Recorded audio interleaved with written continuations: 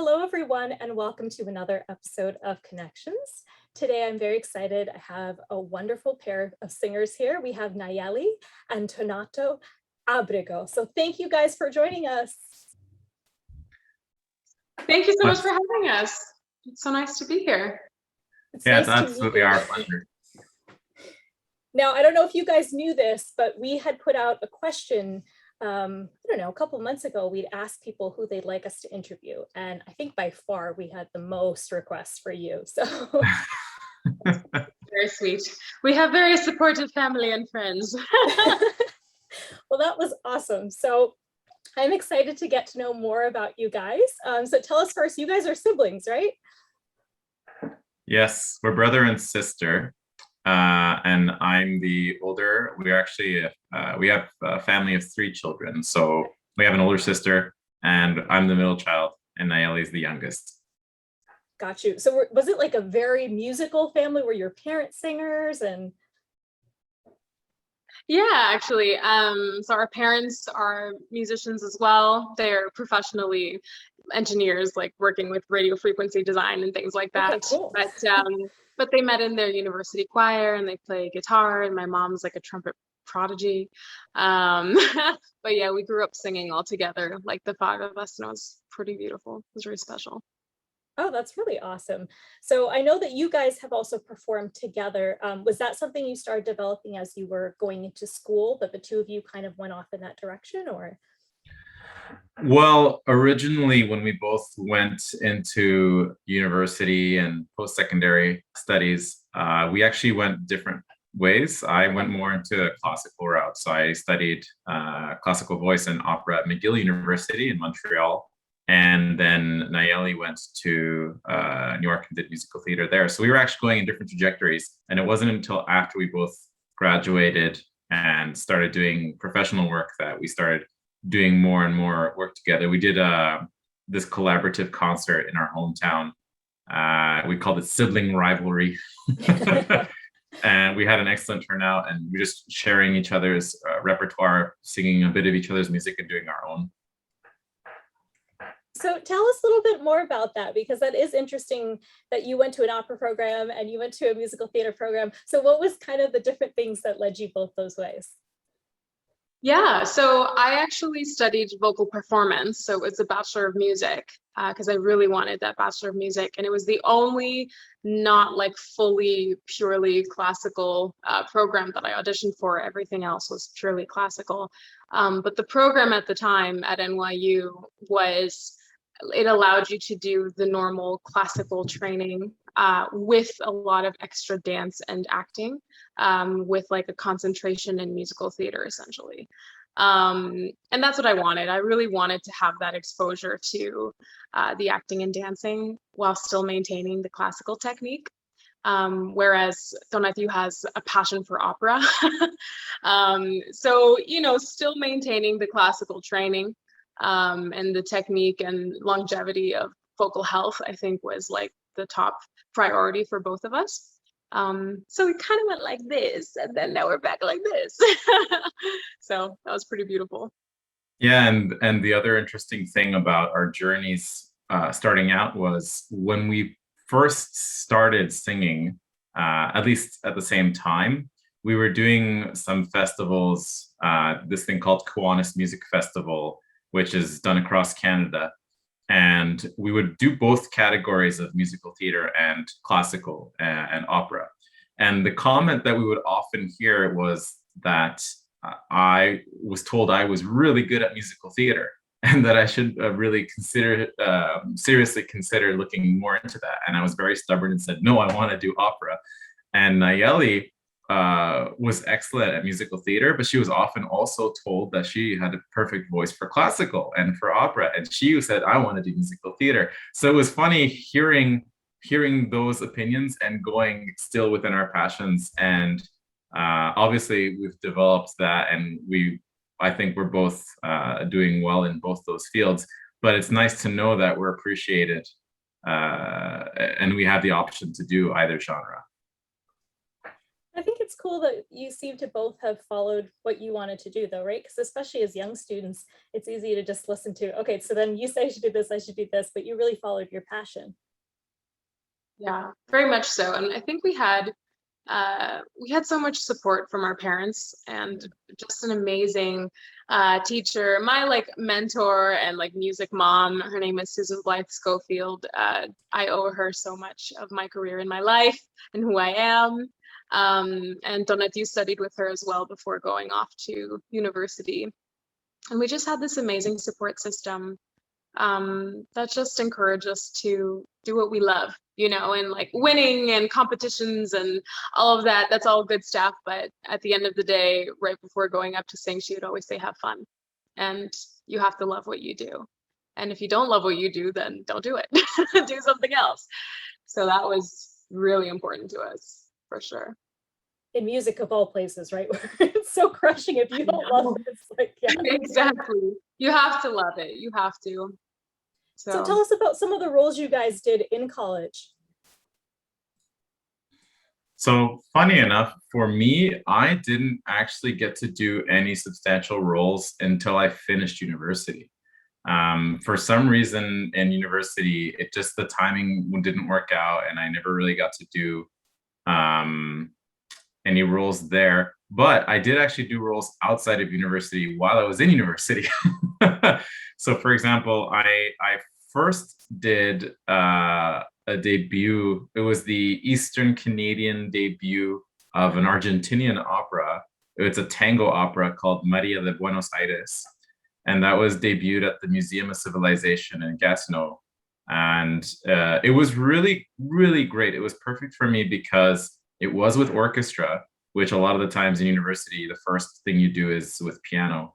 But it was with an orchestra, and it was actually an opera designed for radio. And it then extended into an opera that was performed as a concert with dancers, because the music being designed for tango was really, really lended itself. So it was great. We had an orchestra on stage at the museum.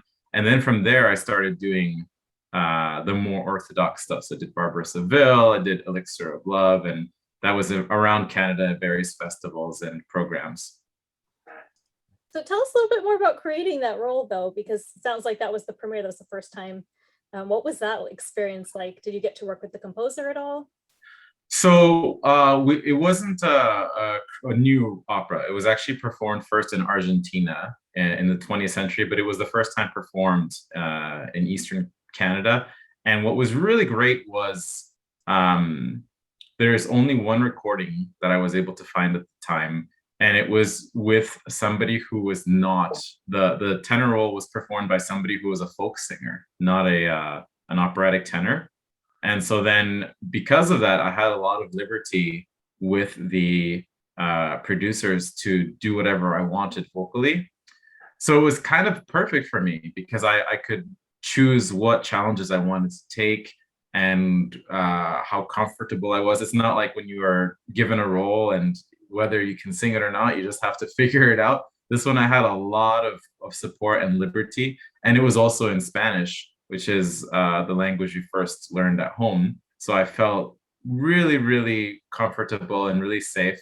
And the artists were all, almost all of them were Francophone. So they had the romantic language already in their bodies. And it was really, really wonderful. I felt very fortunate to do that role. Do you have a favorite kind of opera that you want to do now? Currently, my favorite role that I've ever done is Romeo from Romeo and Juliet. We did a tour of that, a national tour with a company called Jeunesse Musicale du Canada. And I loved it because well, Shakespeare always creates such three-dimensional characters, and he's very young and very passionate. He makes really foolish mistakes, but he does it with full commitment and full passion. So I kind of like characters that have a bit of a flaw to them, something that's almost like an obsession that they have. So often tenors, we're always the romantic lead and we always like the soprano, and then the baritone is trying to stop us from being with the soprano. And I find if you don't try and add an element of like a flaw or some kind of quirk that the character has, then it can just be a stock thing where you're just playing the young romantic naive guy. So with somebody like Romeo, I liked trying to put this more of an obsessive quality to him, and that lends itself to other roles in the repertoire where the tenor has this conviction of either being the soldier going into battle or trying to get the girl or trying to liberate his friends or something like that. So giving a character with a single passion or a single drive that they're obsessed with is always the character that I'm most drawn to. And how about you, Nayeli? Did you do things at NYU? I know you did a tour. So like, what was all were you doing during your time? Yeah, well, so at NYU, I had a really incredible opportunity to play Marie in The Most Happy Fella by Frank Lesser. And it's actually a role that has been heavily chopped since the Broadway show, even before. Marie has some really meaty songs that like no one knows really that they exist. But we actually got to work with Joe Sullivan, I believe, who was the original Rosabella, and Frank Lesser's wife. Anyway, so we got to like rework a lot of this material into the production, and I got to sing it, which was amazing.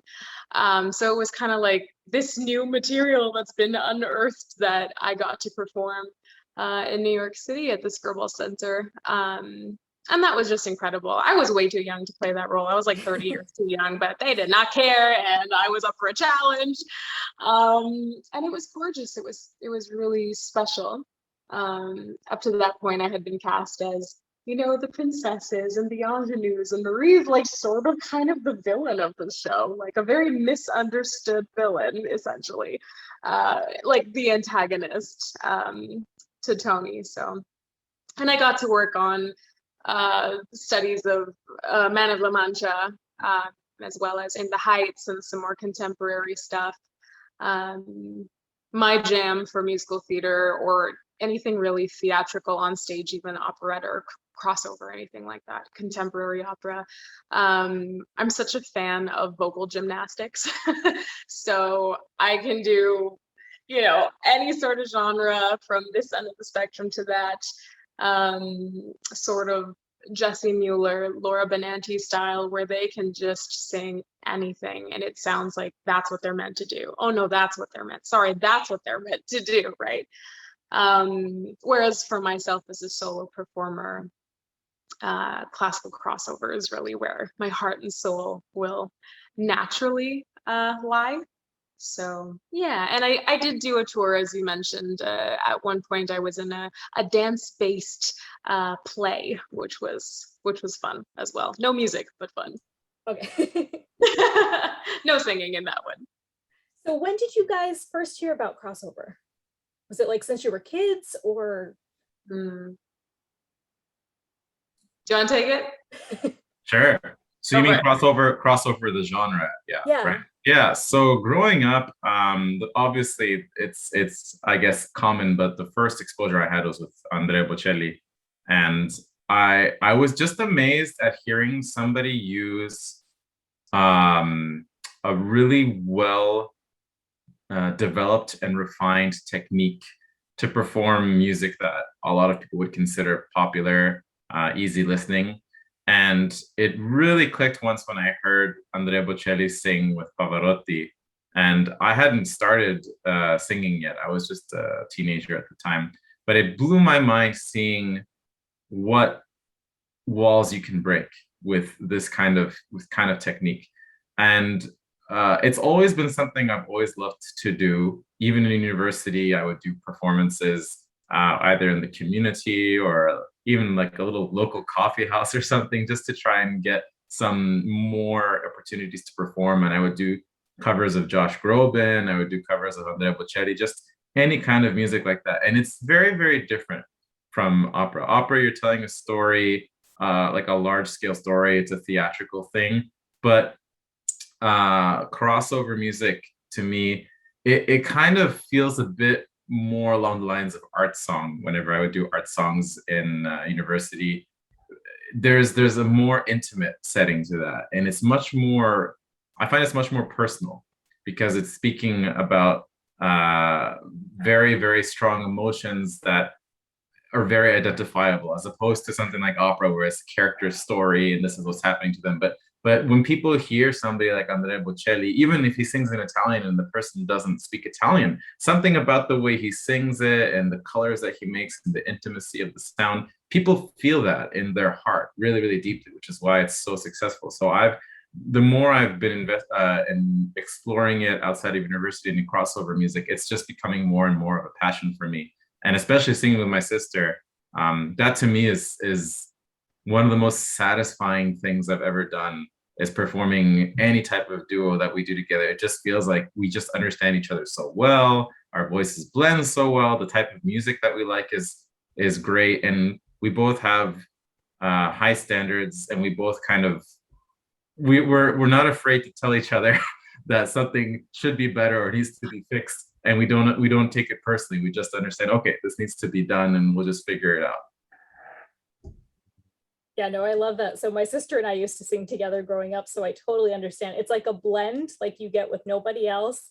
And you can kind of just look and be like, all right, you're doing harmony. Okay, I'm gonna do it's just like fun little things, you know each other. So tell us a little bit more. You've obviously done the stage work.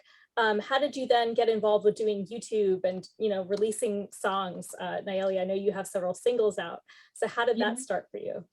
That's a great question. That was a really unexpected little journey that I went on. Not really intentionally, but so right out of university, I started working in film production. Just kind of landed in my lap. So I started working as a social media manager, as associate producer for this film company in New York. They're doing great. They're like rock stars. They're doing amazingly. But I kind of got into the social media world because I had to, because I needed a job to stay in the country. So I, went to town and learned as much as I could. Eventually I did come back to Canada, and it really was sort of starting from scratch. The industry is completely different. I lost my entire network. It's completely different in my personal experience. So I really was just hungry to create and be heard and share and communicate. A creator must create. We can't help it, right? Whether you're getting paid or not, you just have to do it. So that's when I started experimenting with orchestrations, because I was like, okay, well, apparently you can't post instrumentals because people will take them down. Like, I didn't know what was happening. So I just started creating, and it got traction, and a lot of great opportunities came from that. But it really truly came from just the absolute dire need to create. It wasn't really intentional that I would start like a YouTube channel, or grow on Facebook, but it did, and I'm so grateful. And it's been one of the highlights of what I do now, is just create from me as the producer, as opposed to a character on a stage. It's very special. And it's also just like kind of taking control of your career, right? Creating your own opportunities. That's it. That's 100% it. And I say this all the time. If people like watch my stuff, they hear me say this like every time I talk. But one of my professors at NYU, she taught us a producing class, and it was probably the most important class I took in my entire degree. Barbara Darwell, she's a star. She produced like Blue Man Group and was like the head of Disney on Broadway or something. Like, it's just crazy, amazing. But she said, if you learn nothing else from me or nothing else from your entire degree, just produce. She's like, don't wait for a phone call. Don't wait for someone else to give you work. You make your own work, make your own opportunities, produce. And that's why we're having this class. And I was like, point taken. And that's probably one of the most significant pieces of advice I've ever been given, career-wise. And you have some other side projects, Arctic Rose, and also you have like a concert series online. So tell us more about those. That's it. Yeah. If anyone knows about Fiverr, it's this great service that I recommend to all of my musicians, especially during COVID. I was very active on Fiverr maybe like 4 or 5 years ago, and I recently started up again. But essentially, it's like contract work where you can commission people to sing or, do any sort of service. So I was on Fiverr, and I was contacted by a great friend of mine, Joel Hietala. He's from Finland. And I sing a lot of symphonic metal. It's actually part of my classical crossover style, is I incorporate a lot of symphonic metal elements to it with like very classically influenced vocals. So anyway, I started working with Joel, and he was just like, be the lead singer of my symphonic metal band. And I was like, yes, please, I would like to do that very much. So from that, and I've never met him in person, but we've been creating music for a few years now and getting some traction there. And then with the pandemic, once again, I lost like 2 years of work. Just, it's like so many of us, right? This past year has been crazy and just an emotional whirlwind. And I felt like I had hit rock bottom and I didn't know what to do. And I just, once again, felt that need to create and that need to do something beneficial, not just to myself, but to the people around me, both performers and the audience. So I created this online live stream concert series with a bunch of my colleagues from several different countries. And I think you just recently spoke with Sophie Clark. I reached out to her and Elisa Malatesta maybe, and just like random people that I like found and listened to. And we created this series, and it was beautiful. And we raised money to actually give back to the performers. I was trying to help people as much as I could. And yeah, I try to keep busy. I try to keep as busy as I can, whether that's for the best or not. That's just kind of how it is. No, I love that. We started doing some concerts over this time too, and I think it's just so great, the community, the way it's banded together, right? Like you're saying that we're starting to say, oh, I know that person, and the network just gets, closer. Yeah, and I love that you guys do that as well, because that's been a great way in for myself and like my brother too, to be like, oh my gosh, there's a community here. Like this genre needs to grow, and there's a lot of work being done in that. And for me, as just recently sort of tiptoeing into the Facebook world of that genre, I'm so grateful that that's there and that it exists and that there's a need for it. I think it's very special, really beautiful. And I think just a very friendly community too. Yeah. Like, oh yeah. Very supportive. Genuine lovers of music and genuine like creators. Beautiful. So since both of you guys, you have experience both in the classical, the crossover side, and you've done theater, what do you think some of the elements are important to making classical accessible to everybody? I know everyone kind of does it in their own way, but tell us some of the things that you think are important to get like younger people to come in and listen to this music.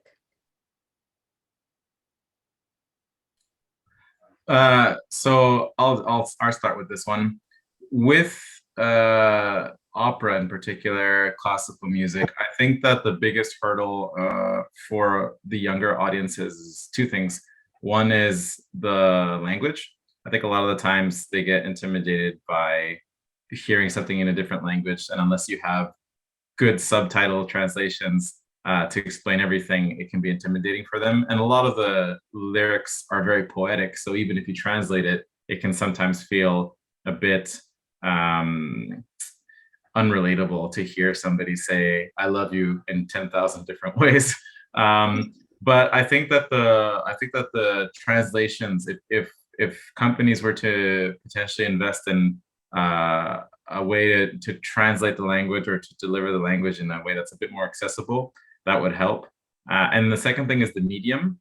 I think that a lot of the time, because opera is so theatrical and concert work is so theatrical, if they haven't quite yet gotten into digital distribution, they're starting to do this, where you can get subscriptions for a concert series or a program or things like that. And then you can download it digitally or stream it digitally. That is one way to do it. And I think that for artists, using social media more, creating projects that are maybe not as big of a scope, like what my sister's doing with the crossover series and things like that, that can just be seen at the comfort of your home or on your smartphone or things like that, using advantage of the technology. I think those would be the two biggest things for at least the classical world. And I've seen that more and more. Like we just did recently, I did a performance of Gondoliers, and then I did another performance of Adriana Lecouvreur in Toronto with Toronto Operatic Theatre and Voice Box Opera in Concert. And we just recorded it in the space that they had, hired some local musicians for some extra instruments, and then we sold tickets for digital distribution. So you pay a ticket, kind of like what Disney Plus is doing now, where you pay a premium and you can watch the movie for a limited time, and everybody watched it and it did very well. So I think that that's kind of the direction things are starting to go in now. And how about you, Nayeli? Yeah, oh my goodness. There's too much to say. I don't know where to start, but I will pick two things because I will limit this. I could talk about this forever.